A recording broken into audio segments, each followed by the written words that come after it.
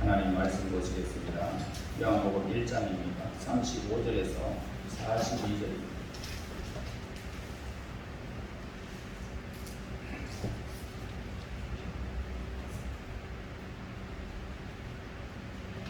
또 이튿날 요한이 자기 제자 중 두 사람과 함께 섰다가 예수께서 그리심을 보고 말하되 보라 하나님의 어린 양이로다.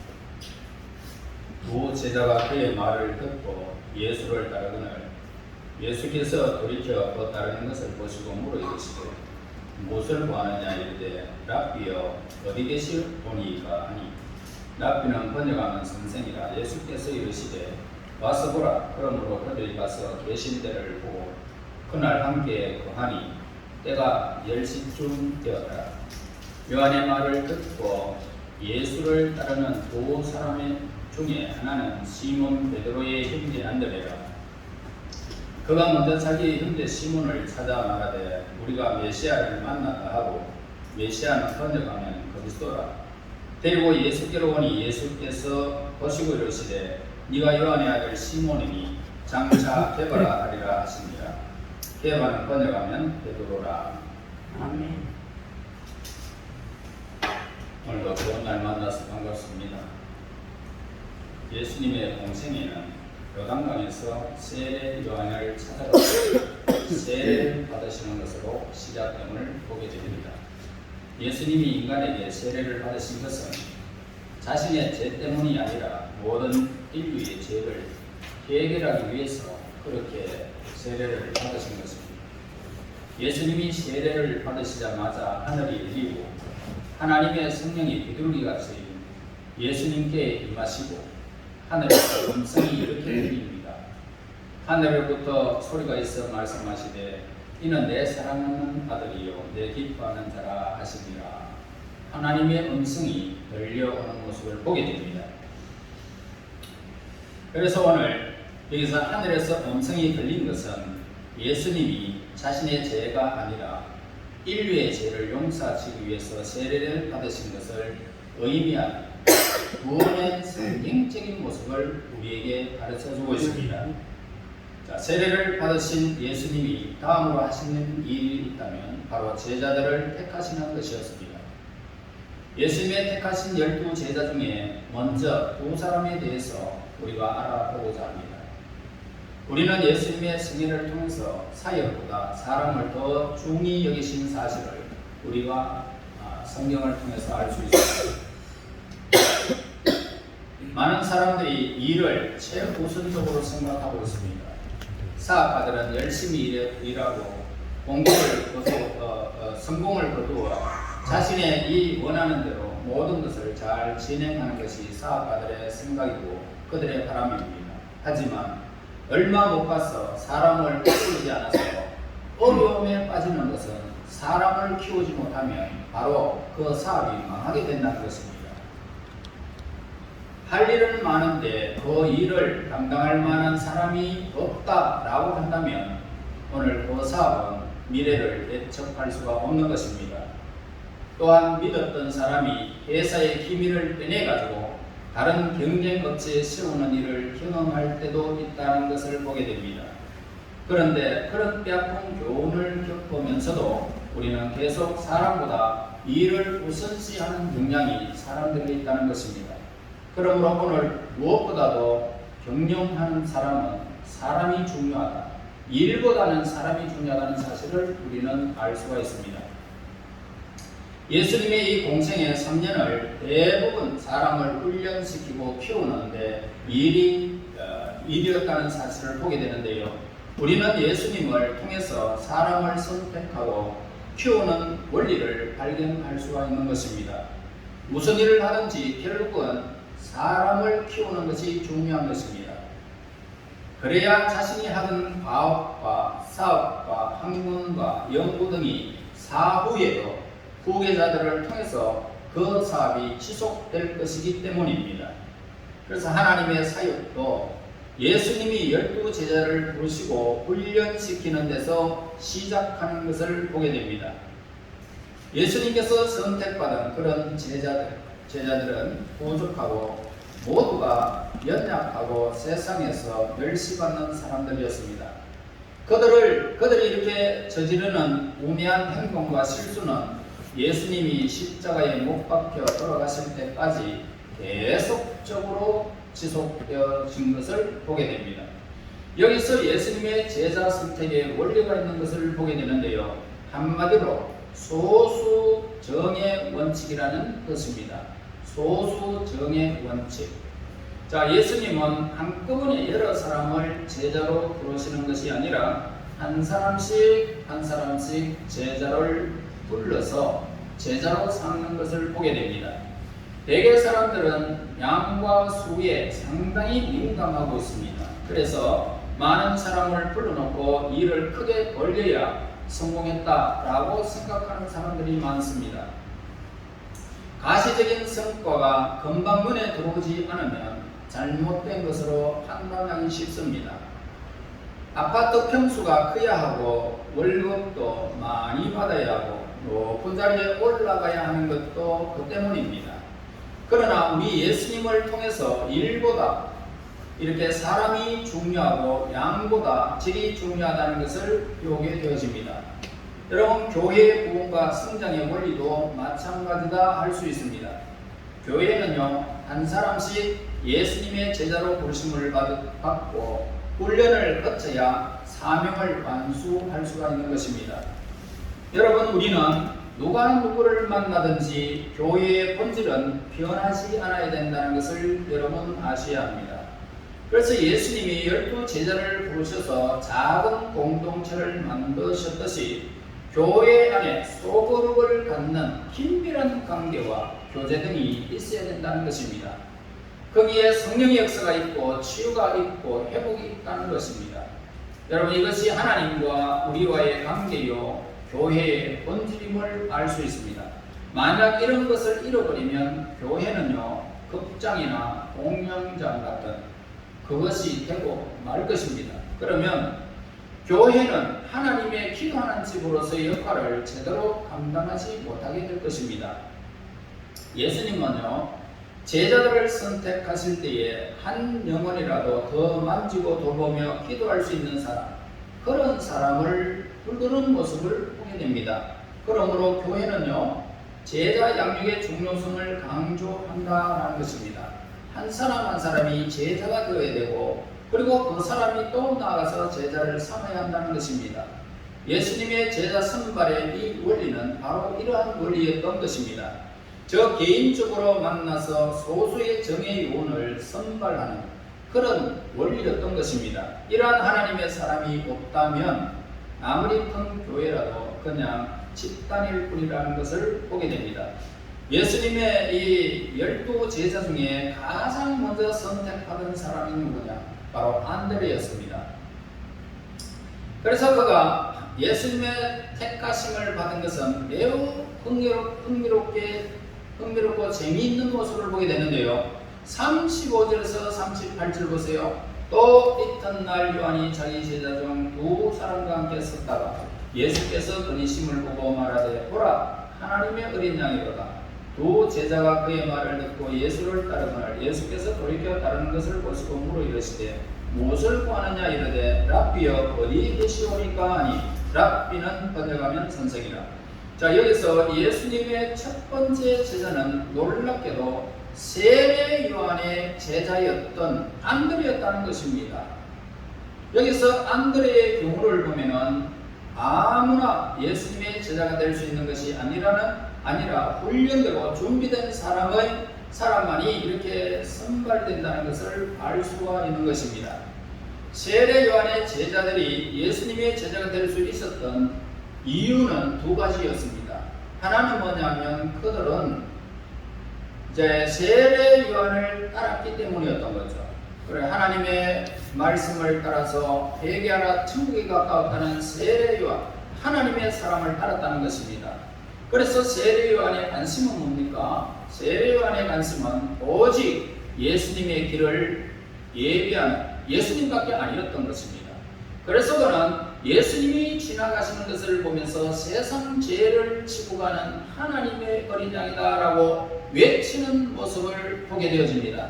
이것은 세례 요한이 전한 메시지의 전부이자 핵심적이었다는 것을 우리에게 가르쳐 주고 있습니다.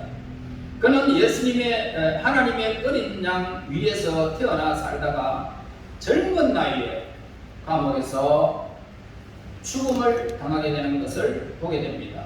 제자들은 스승의 외침을 듣고 하나님의 어린 양이 예수님을 가리키는 것임을 알게 된 것입니다. 즉 그들은 세례 요한을 통해서 예수 그리스도를 배울 수 있었던 것입니다. 또 하나는 세례 요한에 이렇게 말합니다. 보라 하나님의 어린 양이로다 라는 말을 듣고 제자들이 역시 어디로 찾아갑니까? 하나님의 어린 양 예수님을 찾아갔던 것입니다. 37절에 보세요. 두 제자가 그의 말을 듣고 예수를 따르거늘 라고 기록하고 있습니다. 그래서 오늘날 교회에서 담임 목사의 제자가 없어야 되겠죠. 담임 목사의 제자는 없어야 됩니다. 우리는 어느 목사의 제자가 아니라 예수님의 제자들입니다. 하나님의 사람들입니다. 여러분은 담임 목사가 어떤 사람인지 그거 구분할 이유가 없습니다.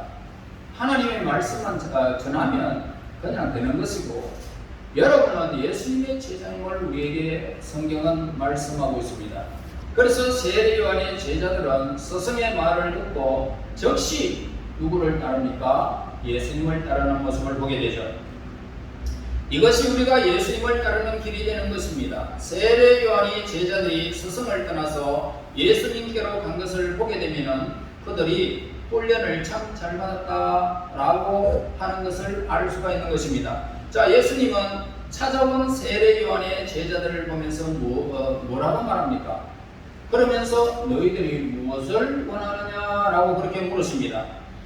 그러나 세례 요한의 제자들은 랍비여 어디에 머물고 계십니까? 라고 그렇게 말을 합니다.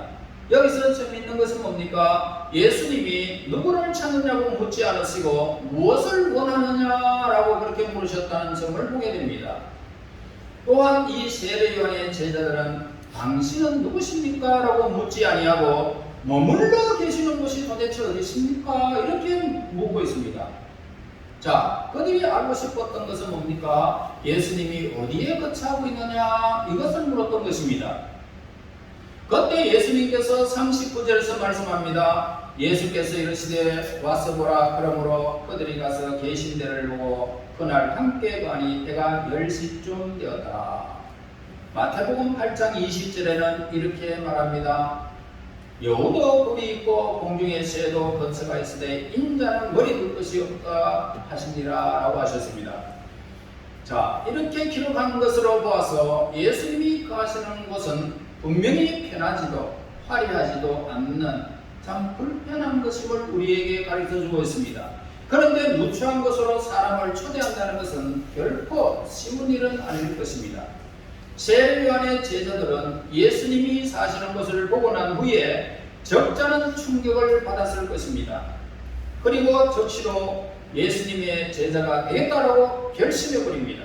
자, 우리가 사는 모습을 세상 사람이 보고 즉시로 예수를 발견할 수가 있고 믿을 수 있다면 저와 여러분들은 참으로 위대한 하나님의 사람들일 것입니다.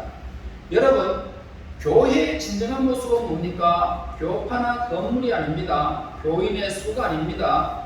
헌금이 많고 적고가 아닙니다. 프로그램이 있다 없다 이것을 따지지 않습니다. 교회는 무엇보다도 무엇이 있어야 됩니까? 서로 사랑하는 모습이 있어야 됩니다. 사랑하는 모습이 있어야 하고 본심이 있어야 되고요, 비전이 있어야 되고요, 소망이 있어야 하는 것입니다. 성도들이 교회에 오면 서로 격려하고 양보하고 서로 축복하고 하나가 되는 아름다운 모습을 보여주어야 하는 것입니다. 그래서 세상 사람들이 이렇게 오게 되면 자신 있게 교회에 와보라 라고 말할 수 있어야 된다 이 말입니다. 우리 교회 한번 와봐라. 와도 서먹서먹하지 않을 것이고 다른 어떤 집단과 같이 않다라고 말할 수 있는 교회가 되어야 된다 이 말입니다. 세례 요한의 제자 중에서 두 사람이 예수님의 제자가 되어졌습니다. 그 다음은 두 번째로 부르신 제자가 누굽니까? 바로 베드로였습니다. 40절 42절 보세요. 요한의 말을 듣고 예수를 따르는 두 사람 중에 하나는 시몬 베드로의 형제 안드레라.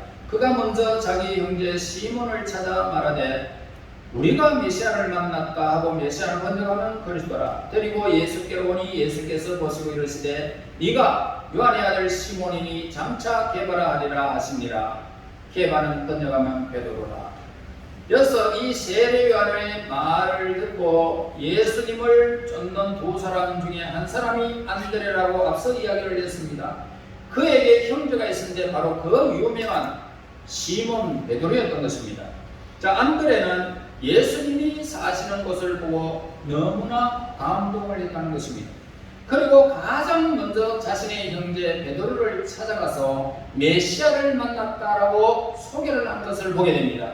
여기서 우리는 가족 전도의 중요성을 우리에게 가르쳐 주고 있는 것입니다. 부모가 있습니다. 형이 있습니다. 누나가 있습니다. 동생이 있습니다. 모두가 예수님을 믿고 구원을 받아서 천국의 비밀을 아는 감격을 누릴 수만 있다면, 우리 모든 가족들이 그 영광을 누릴 수만 있다면 얼마나 좋겠습니까? 그지요? 처가에도 마찬가지입니다. 시집에서도 마찬가지입니다.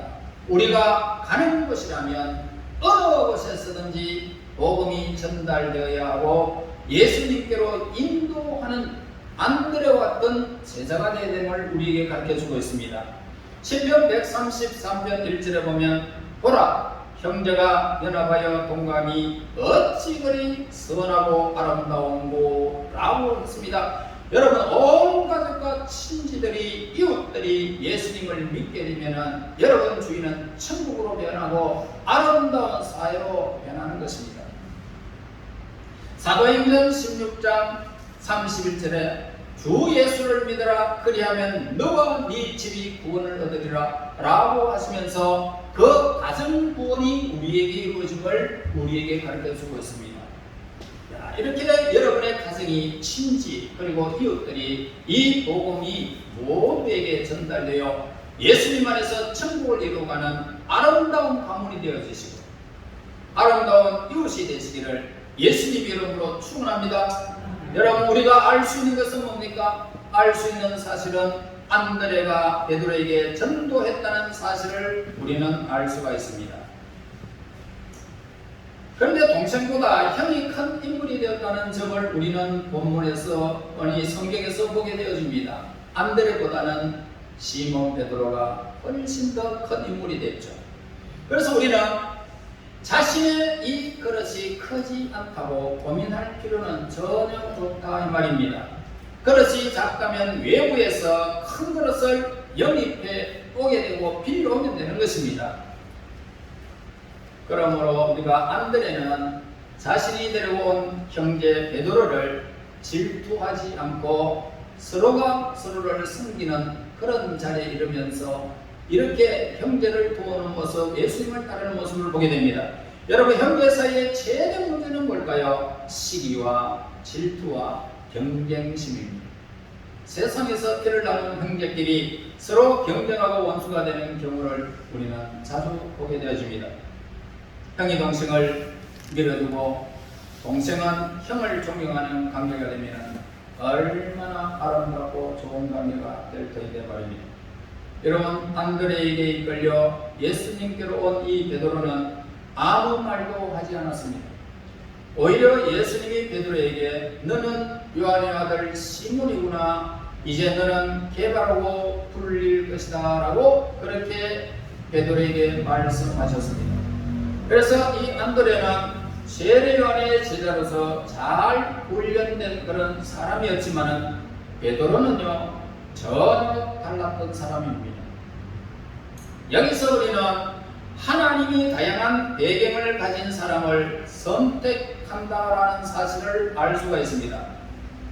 원래 이 요한의 아들 시몬은 평범하고 우유부단하고 불완전한 사람이었던 것입니다. 그것이 바로 베드로의 현 주소를 말해주고 있습니다. 하지만은 예수님은 그가 가진 엄청난 잠재력을 보시고 그의 이름을 바꿔 주셨던 것을 보게 됩니다. 헬라어로 게바는 볼, 뭡니까? 또 안석, 그런 뜻이죠. 예수님은 베드로가 안석 같은 사람, 순교하는 믿음의 거인으로 변화될 것을 이미 알고 계셨던 것입니다. 예수님은 우리의 미래를 보고 계십니다. 지금 우리는 준비된 것도 없고 별 볼 일 없는 연약한 존재일 뿐임을 우리는 고백하게 되어집니다. 성격도 더럽고 성격도 급하고 뭐가 나서 쓸만한 것도 못되는 우리 인생임을 우리는 고백할 수 있습니다. 환경을 탓하고 자학하며 부모를 원망하고 열등감에 빠져 자신의 잠재력을 보지 못한 채 미래에 대한 창을 닫아버리는 사람들이 오늘 저와 여러분들이 아닙니까? 하지만 우리는 예수님이 제자들을 불러주신 원리를 우리는 생각해 보아야 한다는 말입니다. 왜 오늘 여기에 여러분들이 앉아 있습니까? 예수님은 그 사람들의 현재가 아니라 미래를 보시기를 원하고 있습니다. 나를 따르라, 사람을 닮은 어부가 되게 하리라, 나의 제자가 되어 상상하지도 못할 충만한 삶을 살게 될 것이다.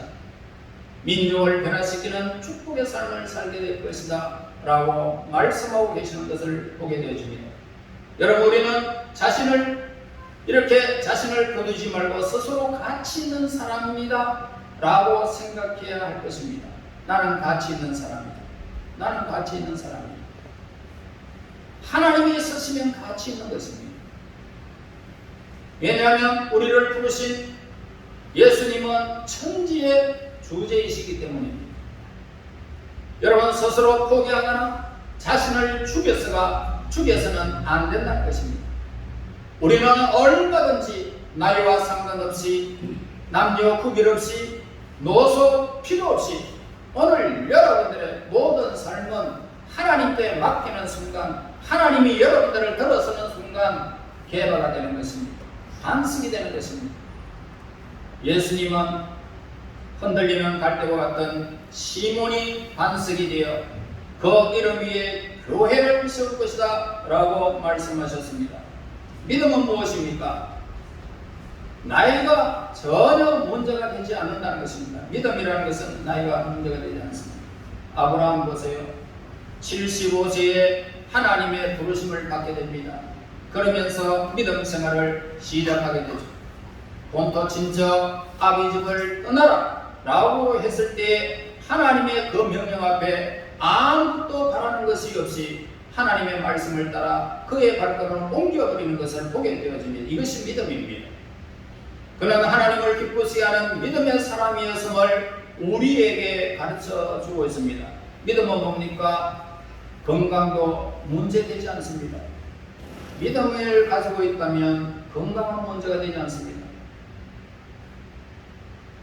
저는 어릴 때에 매우 연약한 사람으로 태어났습니다. 봄만 되면요, 감기와 몸살 때문에 정말로 막 안 알아눕는 봄이 없었습니다. 늘 그렇게 막 날마는 병, 옛날에 뭐 장기부스락 하는 그런 날마는 병 있잖아요. 아무리 약을 먹어도 낫지 않는 그런 엄청난 질병 속에 갇혀 있었던 사람입니다. 얼마나 연약한지 몰랐습니다. 그러면서 우리 어머니가 내 간수를 하고 막 물을 짜가지고 머리에 얹고 열이 팔팔팔, 그리고 또 조금 낫다가 또 그렇고 그런 일들이 늘 반복되어 왔던 어린 시절을 저는 경험해 왔습니다. 유행병까지 나는 알았던 것입니다. 나이와 건강 경제가 일하는 것이 아닙니다. 우리의 믿음이 오늘 일하는 것입니다. 여러분들의 믿음이 일하는 거예요. 하나님은 성도들의 미래를 보시고 일을 하시는 것입니다. 예수님은 안대를 불렀습니다. 그의 형제 베드로를 제자로 받아들이면서 그 형제 또한 부르셔서 장차 개발하리라. 돌과 반석으로 너 위에 교회를 세우겠다는 것입니다. 미래를 보시는 하나님, 우리를 불러주셨다는 사실. 우리는 한 사람 너무 귀한 사람입니다. 여러분은 너무나 귀한 사람이에요. 지금은 여러분들의 형편이 그렇게 연약할 수 없을 만큼 보잘것없지만은 하나님이 여러분들의 미래를 보시고 지금 불러주신 것입니다. 우리는 누구나 예수님의 제자가 될 수가 있습니다. 그래서 예수님 안에서 하나님의 위대한 일을 할 수 있는 사람들입니다. 말씀에 순종하시고 마음을 다짐하면서 나도 하나님의 말씀을 따라 아브라함이 본토 친척 아비 집을 떠나냈을 때 나는 교회를 향하였다라는 사실을 우리는 믿음으로 고백하고, 하나님께서 나를 불러주셨다면 나는 분명히 가치 있는 사람인 것을 여러분 기억해야 할 것입니다.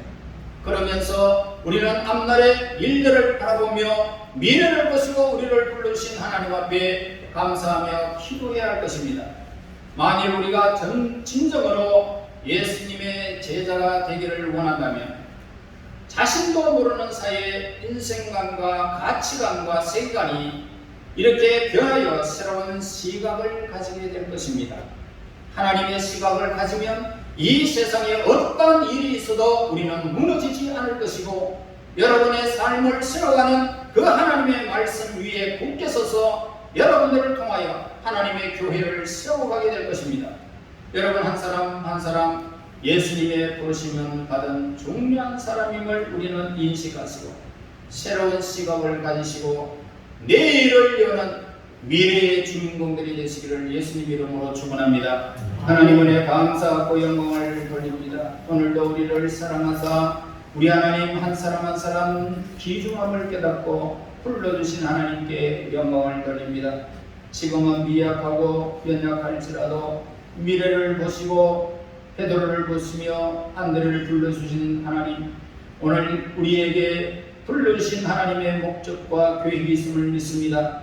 이제 하나님 이 땅에 살아가는 날 동안 날마다 하나님 말씀에 순종하는 마음으로 다짐하시면서 기도하며 우리의 삶을 통하여 하나님의 기쁨, 우리의 삶을 통하여 인생관과 가치관과 세계관이 변하여 새로운 시각을 가질 수 있도록 인도하여 주시옵소서.